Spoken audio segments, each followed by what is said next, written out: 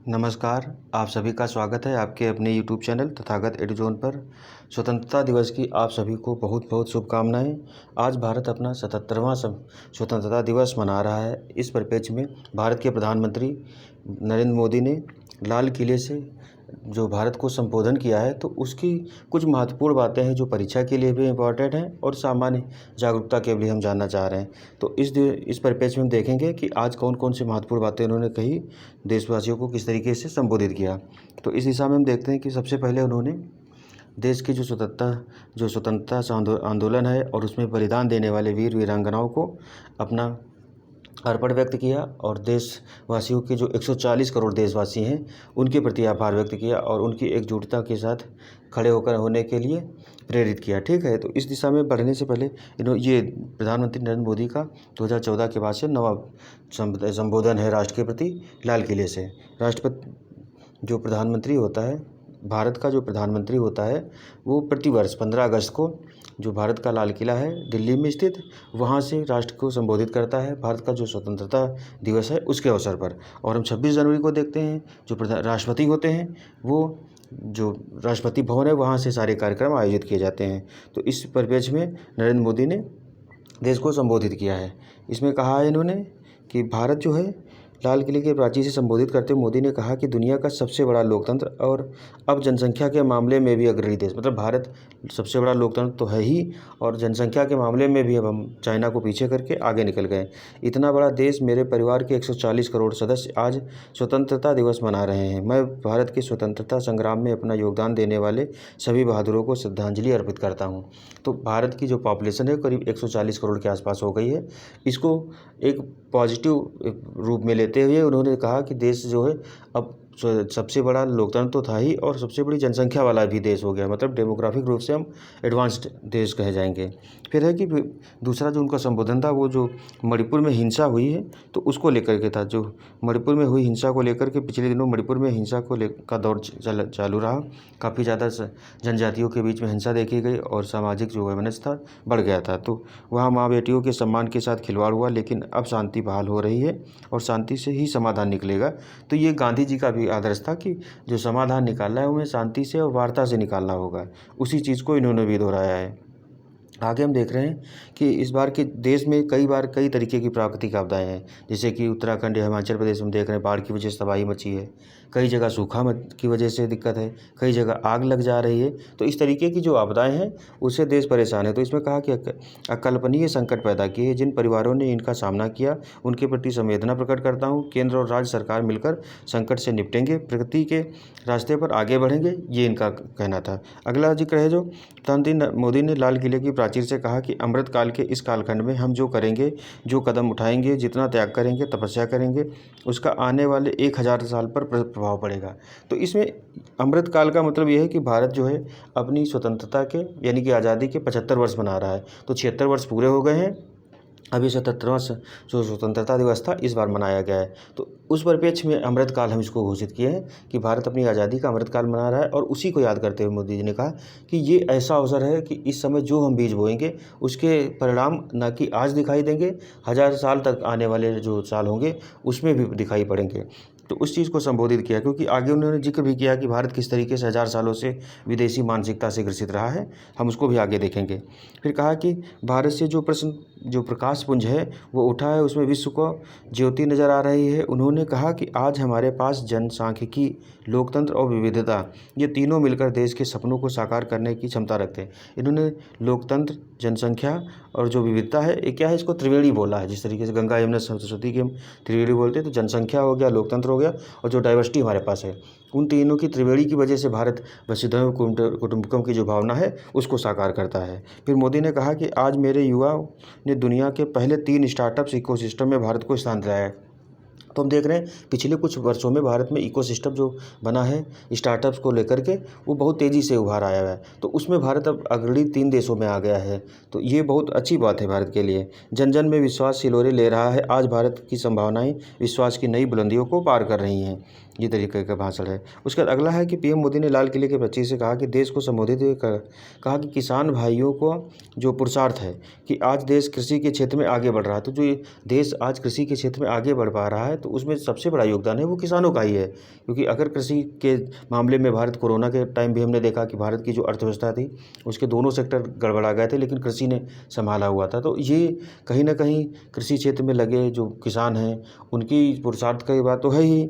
उसके बाद कह रहे हैं कि मोदी ने कहा कि देश में अवसरों की कमी नहीं है, जितने अवसर की ज़रूरत होगी उतने अवसर निकाले जाएंगे। तो ये चीज़ है कि प्राइवेट सेक्टर में अवसर तो बढ़ ही रहे हैं, अब इसके साथ में ज़रूरी है कि अवसर आ रहे हैं। देश की जो युवा है, जो जनता है, उसको उन अवसरों के लिए तैयार किया जाए, क्योंकि अवसर का लाभ तो तभी मिल पाएगा सभी लोगों को जब अवसर के लोग सभी लोग तैयार होंगे। नहीं तैयार होंगे तो इसका फ़ायदा क्या होगा? जो सक्षम है वो फ़ायदा उठा ले जाएंगे, जो नहीं सक्षम है वो फिर पीछे चलते ही रहेंगे। तो असमानता ना आने पाए, क्योंकि हम देखते हैं भारत में काफ़ी लंबे समय तक असमानता का दौर रहा। मतलब क्षेत्रीय स्तर पर देखते हैं, सामाजिक स्तर पर देखते हैं, हर तरीके से असमानता। तो उसको अगर पाटना है तो सब लोगों को तैयार करना पड़ेगा। अवसर क्रिएट करने के साथ साथ अवसर का लाभ लेने के लिए लोगों की जो कैपेसिटी है उसको भी क्रिएट करना पड़ेगा। इस चीज़ का हम कह रहे हैं, ठीक है। फिर पीएम मोदी ने कहा कि मैं पिछले 1000 वर्षों की बात इसलिए कर रहा हूँ क्योंकि मैं देख रहा हूँ कि देश के सामने एक बार फिर अवसर है। हम जिस युग में जी रहे हैं, इस युग में हम जो करेंगे, जो कदम उठाएंगे और एक बार के बाद जो निर्णय लेंगे वह स्वर्णिम इतिहास को जन्म देगा।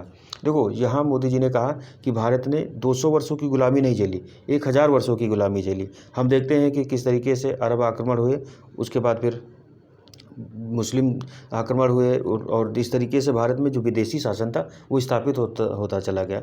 भारतीय जो थे एक कहीं ना कहीं देखें तो भारतीयों का शासन तो था नहीं, विदेशी आए, शासन किए और उसके बाद फिर अंग्रेज आ गए, उन्होंने तो हद ही कर दी भारत को लूटने में। तो भारत जो है कहीं ना कहीं हर तरीके से जो परतंत्रता को झेलता आया है। तो उसमें कहा कि एक छोटी सी घटना हुई थी कि दाहिर जो हारा था और उसके हार ने भारत में जो अरब आक्रमण है उसको प्रवेश कर दिया था। तो वो घटना एक छोटे राज्य के हारने से शुरू हुई और पूरे भारत पर उनका अधिकार हो गया। तो मोदी जी ने कहा कि एक घटना छोटी हो या बड़ी हो, कैसे सालों साल को प्रभावित करती है, इस चीज़ के विषय में कहा कि आज जो हम बीज बोएंगे और आज जो हम निर्णय लेंगे, आज जो कदम उठाएंगे, उसका प्रभाव आज तो पड़ेगा ही पड़ेगा, आने वाले कई वर्षों तक, हज़ारों वर्षों तक देखा जाएगा। इस चीज़ का कहा कि ये स्वर्णिम अवसर चल रहा है। स्वर्णिम अवसर इस मामले में भी है। आगे उन्होंने इस चीज़ का भी जिक्र किया कि जब द्वितीय विश्व युद्ध समाप्त हुआ था 1945 में, तो जो विश्व व्यवस्था थी वो 2 ध्रुवों में बटी हुई थी। एक अमेरिका के खेमे की थी, दूसरी थी यूएसएसआर के खेमे, मतलब रसिया जो उस समय था यूएसएसआर बोला जाता था। शीत, उसको कोल्ड वार कहते हैं। तो कोल्ड वार का दौर ऐसा था कि इसमें ना तो लड़ाई हो रही थी और ना ही शांति थी, गर्मा गर्मी वाला माहौल था कि लग रहा था अब लड़ाई हुई, अब लड़ाई हुई। तो उस समय देखा गया कि जो करीब 90 सालों तक उस तरीके का दौर चला। हम देखते हैं अभी क्या हुआ है कि कोरोना के आने के बाद से विश्व व्यवस्था फिर से पहले दुध्रुवी थी, अब बहुध्रुवी होने की कगार पर है। मतलब अब कहा गया कि ना ही कोई विश्व में सबसे शक्तिशाली है और ना ही कमज़ोर है। तो भारत की भी जो छवि है वो एक शक्तिशाली देश के रूप में उभर रही है, ये हम देख रहे हैं। तो इसमें कहा गया कि भारत जो भी निर्णय लेगा और जो भी फैसले करेगा, जो भी बिंदु उठाएगा, वो क्या होगा कि वो आने वाले समय में भारत की स्थिति, परिस्थिति और जो संभावनाएं हैं उनको आकार देंगे। ये चीज़ कही गई है कि इसी वजह से कहा जा रहा है कि भारत को हम जितना ज़्यादा अभी एडवांस कर पाएंगे, आने वाले समय में हमारे देशवासियों को उतना ज़्यादा फायदा होगा। फिर एक और चीज़ कहा कि भारत का सबसे बड़ा सामर्थ्य बना है विश्वास। मतलब भारत में क्या है कि जो विश्वास अपनी अर्थव्यवस्था पर, अपने लोगों पर, अपनी सरकार पर इस्टेब्लिश है, उसकी जन जन में विश्वास बिलोरे ले रहा है। आज भारत की संभावनाएं विश्वास की नई बुलंदियों को पार कर रही हैं। मैं तिरंगे को साक्षी मानकर अपने देशवासियों को 10 साल का हिसाब देने जा रहा हूं कि जब देश आर्थिक रूप से समृद्ध होता है तब केवल देश की तिजोरी ही नहीं बढ़ती बल्कि देश का सामर्थ्य भी बढ़ता है। हमने सहकार से समृद्ध का रास्ता अपनाया है। देखो, ये अर्थव्यवस्था का नियम है। जैसे जैसे अर्थव्यवस्था बढ़ती है तो उसमें बेरोजगारी जो है धीरे धीरे कम होती है, लेकिन अर्थव्यवस्था के साथ महंगाई भी बढ़ती है। अगर अर्थव्यवस्था बढ़ रही तो महंगाई बढ़ेगी, ये इकोनॉमी का नियम है। जब अर्थव्यवस्था बढ़कर के एक ऐसे बिंदु पर आ जाती है जहां सबको लगभग इक्वेटोरियल जो एवरेज है वहां पर पहुंच जाते हैं, तब धीरे धीरे महंगाई जो है कम होने लगती है। तो वही चीज़ कह रहे हैं कि अगर अर्थव्यवस्था बढ़ती है तो सिर्फ कुछ लोगों की तिजोरियाँ नहीं बढ़ती, क्योंकि रोज़गार पैदा होते हैं और वो सभी को मिलते हैं। ये चीज़ है। उसके बाद अगला जो बिंदु है कि जब आपने एक मजबूत सरकार, मतलब अभी जो सरकार है, कहा जा रहा है कि करीब 30 सालों तक भारत में अस्थिरता का दौर रहा। लोकतंत्र में देखते हैं गठबंधन की सरकारें बनती थी, सरकारें चली, सरकारें फिर गिर गई, क्योंकि हम 1996 में देखते हैं अटल जी का जो पहला कार्यकाल है वो 13 दिन का चला। उसके बाद फिर सरकारें 1 साल बनी, 6 महीना बनी, आधा साल बनी। इस तरीके से सरकारें हो रही थी कि कोई स्टेबल सरकार 5 साल नहीं चल पा रही थी। अभी जो दौर देखा गया वो स्टेबल सरकारों का दौर आया है, खास करके जब 2004 से, और 4 के बाद अब तो पूर्णतः स्टेबल सरकार आने लगी। 4 में भी दिक्कतें थी कि अल्पमत की सरकार थी, तो उसमें डिसीजन लेने में दिक्कत हो रही थी, लेकिन जो पूर्ण बहुमत की सरकार है तो डिसीजन इसमें आसानी से लिए जा रहे हैं। फिर इसमें मोदी जी ने एक चीज़ कही है कि क्या है कि अच्छी सरकार, अपने मतलब पूर्ण बहुमत की सरकार थी तो क्या है, रिफॉर्म कर पा रही सरकार। जब सरकार रिफॉर्म कर रही है तो फिर क्या है, जो नौकरशाही वो परफॉर्म कर रही है, मतलब प्रदर्शन अच्छा कर रही है।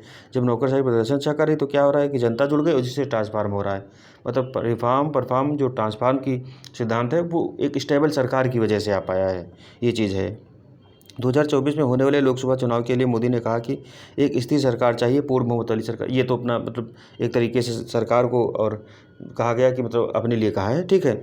आगे हम देखते हैं कि अगला क्या है कि भारत का सबसे बड़ा सामर्थ्य बना है विश्वास, सरकार के प्रति विश्वास का और विश्व का भारत के प्रति विश्वास। उन्होंने कहा कि बदलते हुए विश्व को आकार देने में 140 करोड़ देशवासियों का सामर्थ्य नजर आ रहा है। आप निर्णायक मोड़ पर हैं। ये सच बात है।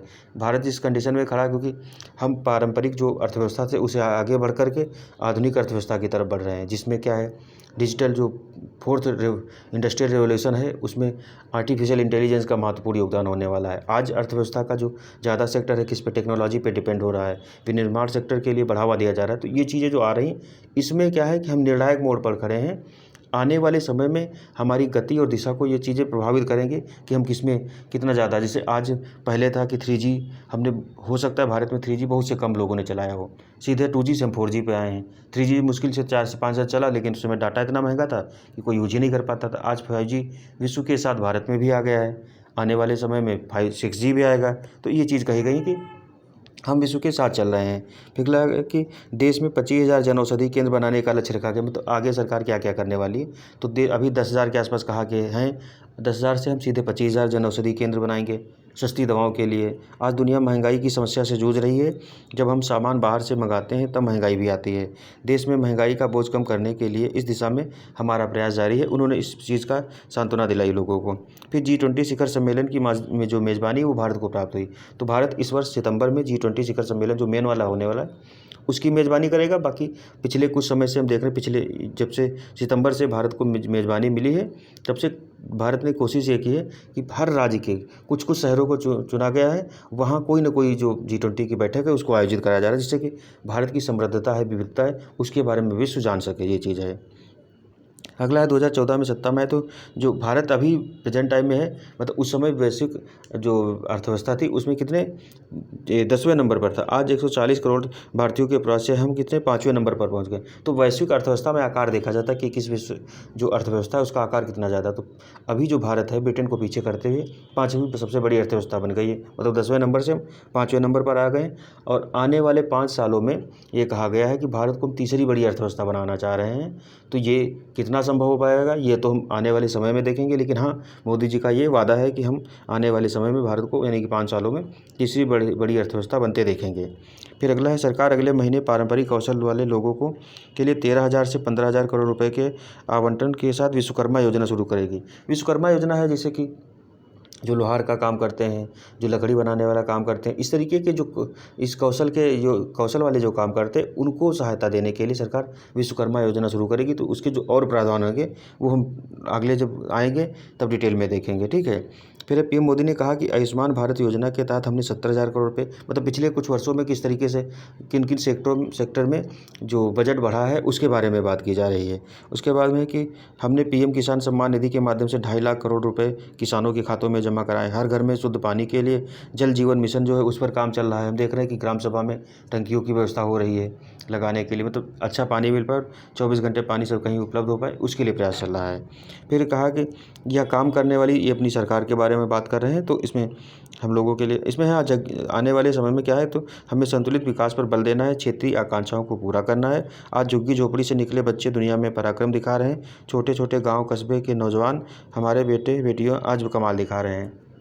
जिस पे कहा गया आने वाले समय में कोई घर बनाना चाहता है तो उसको रियायती कीमत पर, जैसे झुग्गी झोपड़ी वाले जो हैं वो घर बनाना चाहते हैं तो उनको रियायती कीमत पर लोन मिल सके, उसके लिए सरकार प्रयास करेगी। 2024 के लिए संदेश देने हुए कहा कि जिन योजनाओं का शिलान्यास करते हैं उनका उद्घाटन भी हम ही करते हैं। ये एक तरीके से कॉन्फिडेंस वाली बात है, वो चीज़ है उन्होंने जाहिर किया है। अगला है, हमारे देश में 25 साल से चर्चा हो रही थी कि नई संसद, अभी भारत में नई संसद भवन बन गई, उसका लोकार्पण भी हो गया है, तो उसकी फोटो हम पॉलिटी वाले वीडियो में अपने लगाते भी हैं। पीएम मोदी ने देश में रेल आधुनिक हो रही है, ये जो आधुनिकीकरण भारत का होगा, जैसे वंदे भारत शुरू हो रही है और प्राइवेट ट्रेनें शुरू हो रही हैं। हम देख रहे हैं कि जो रेलों की जो गति थी उसको बढ़ावा दिया गया है, स्पीड बढ़ी है, साथ साथ टाइमिंग अच्छी हो रही है। नई जो रेलें चल रही हैं, नई रेलें कम चलाई जा रही है लेकिन टाइमिंग और स्पीड को बढ़ावा दिया जा रहा है, इंफ्रास्ट्रक्चर पर ज़्यादा काम किया जा रहा है, खास करके ये है। फिर अगला है, पीएम मोदी ने भारत के भविष्य पर बात करते हुए कहा कि 2047 में जब देश आज़ादी के 100 साल का जश्न मना रहा होगा तब भारत का तिरंगा, विकसित भारत का तिरंगा झंडा बनने हमें ऐसा भारत बनाना है जो राष्ट्रपिता महात्मा गांधी का था, यानी कि जो उनका सपना था महात्मा गांधी का, स्वतंत्रता सेनानियों का था, वीरांगनाओं का था। मतलब ये कि भारत 2047 में अपनी जो आज़ादी के 100 साल मनाएगा। उस समय कहा गया कि 2047 तक हमको क्या करना है, अभी हम विकासशील अर्थव्यवस्था हैं, विकासशील अर्थव्यवस्था से हमको क्या है, विकसित अर्थव्यवस्था बनना है। कुछ समय तक भारत फ्रेजाइल 5 में शामिल था। फ्रेजाइल 5 वो देश थे जिनकी अर्थव्यवस्था जो थी, यानी कि जिनकी मुद्रा बहुत ज़्यादा संवेदनशील थी। संवेदनशील मतलब कि जैसे ज़रा सी विश्व में कोई उठापटक हुई तुरंत यहाँ महंगाई बढ़ जाती थी, उसके बाद में है कि विश्व स्तर पर इनकी साख गिर जाती थी, तो उनकी साख जो थी बहुत कम थी, इसलिए इनको फ्रेजाइल 5 कहा गया था। उसमें भारत भी शामिल था। अभी भारत जो है फ्रेजाइल 5 में शामिल नहीं है। तो ये निकालने का जो परिणाम हुआ है, कहा गया कि हम फ्रेजाइल 5 से निकल करके विकसित अर्थव्यवस्था कैसे बनेंगे, उसका खाका हमको लेकर के चलना है 2047 तक, जब भारत अपने आज़ादी के 100 वर्ष मना रहा हो। और ये जो सपना है, ये महात्मा गांधी का सपना था, जो देश के स्वतंत्रता सेनानी थे, वीर वीरांगनाएं थे, जो शहीद हमारे हुए हैं, ये सबका सपना था कहीं ना कहीं कि हम एक ऐसे देश, भारत को एक ऐसे देश के रूप में देखें जो स्थिर देश हो, विकासशील हो, समृद्ध हो, समरस हो और शांतिपूर्वक रह सके, जो वसुधैव कुटुंबकम की हम बात करते हैं, वो सपना साकार कर सके हमारा भारत। तो इसी दिशा में आज का हमारा लेक्चर था कि जो आज प्रधानमंत्री का भाषण आया था उसमें कौन कौन सी महत्वपूर्ण बातें थी जो परीक्षा में यूज हो सकती हैं, और इसमें हमने महत्वपूर्ण बिंदुओं पर ही बात की। आने वाले टाइम में इस पर जो अलग अलग योजनाएं शुरू होंगी वो फिर अलग अलग आता रहेगा, तो उस पर वीडियो हम लाते रहेंगे। ठीक है, आज के लिए धन्यवाद। जय हिंद, जय भारत, और स्वतंत्रता दिवस की आप सभी को एक बार फिर से ढेरों शुभकामनाएं।